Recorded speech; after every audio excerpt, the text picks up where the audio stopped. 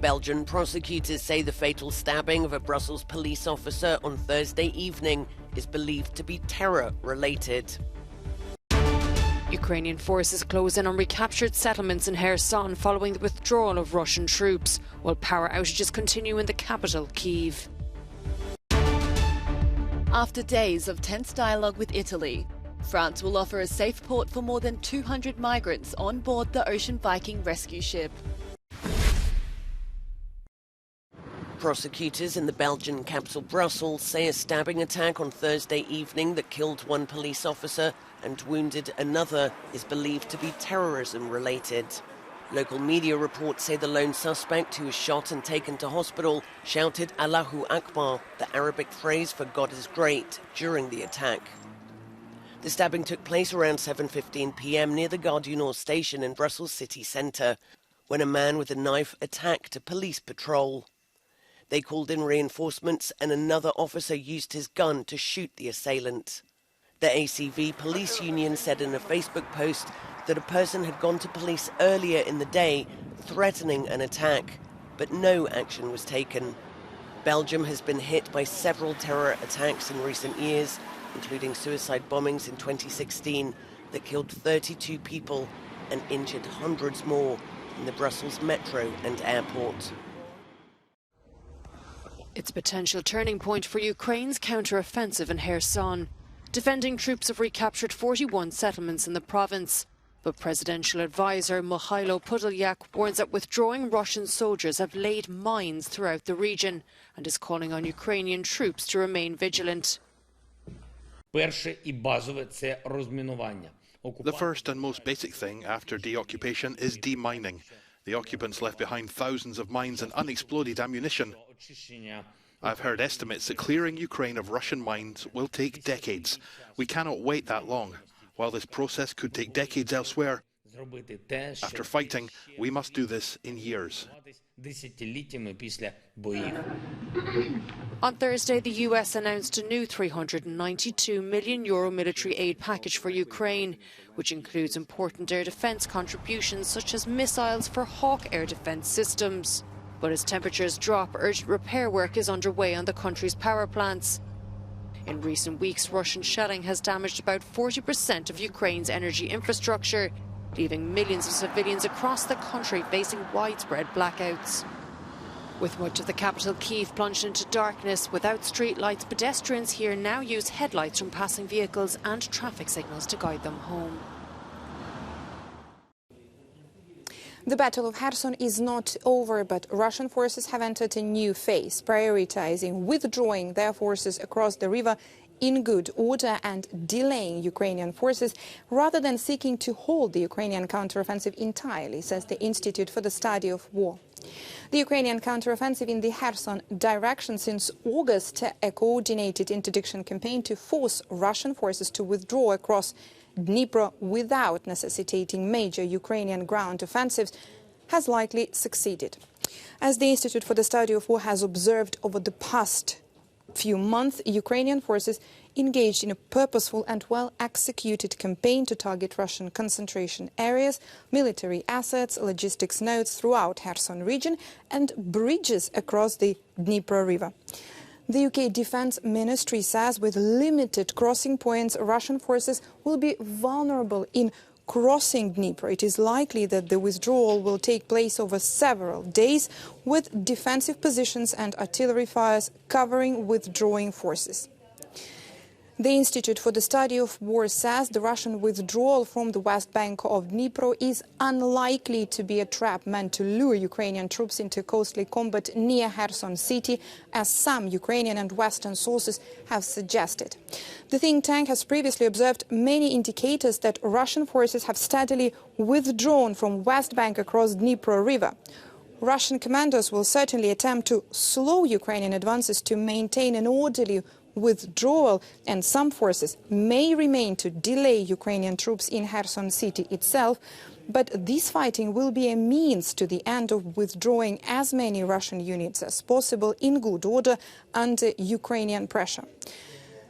Commander of the Russian Armed Forces in Ukraine, Army General Sergei Surovikin, notably stated that half of the troops withdrawn from the west bank of Dnipro will be redeployed to other areas of Ukraine. But the loss of Kherson West Bank will likely prevent Russia from achieving its strategic aspiration of land bridge reaching Odessa.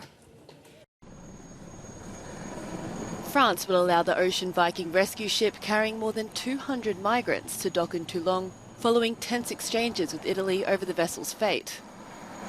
4 people have had to be evacuated from the boat to a hospital, as France's Interior Minister calls Rome's decision to turn away the boat incomprehensible and selfish. Every additional hour at sea now puts the lives of some of its passengers at great risk. The new Italian authorities made the incomprehensible decision not to respond to the many requests for assistance made by the ship over the last few days, even though it was without any possible dispute in the Italian search and rescue zone. The NGO behind the vessels says there was a mixed feeling of relief and anger at the news of a designated safe port, because there are still other ships stranded at sea. In the meantime, Italy's government has backed down on its stance and allowed hundreds of rescued migrants to leave 3 other NGO vessels, and not just those who were deemed vulnerable. A powerful message from this young Ugandan climate activist. Vanessa Nakate is urging US President Joe Biden to help those most affected by the ravages of global warming, a day before his arrival for COP27 talks in Egypt. When you look at all these, these crises that are happening and they're just around you in your community, you have no choice but to come here and believe that, another world is not only necessary, but it's also possible. Young activists have submitted their demands to the COP27 presidency, saying political leaders need to give youth a more institutionalized position in the talks. American singer A.Y. Young has had the opportunity to be heard by a high-level negotiator. Everyone's an outlet. You can get involved in your local community, you can start growing your own food, you can start, taking your own actions. But yes, we need to have a seat at the table, used to, and I think the youth voice needs to be heard. A.Y. Young has powered more than 800 concerts using clean energy and has written one song for each of the 17 Sustainable Development Goals, which he's releasing in an album. The European Union is proposing new pollution norms for the latest generation of combustion vehicles, expected to remain on roads well after the bloc switches to all-electric in 2035.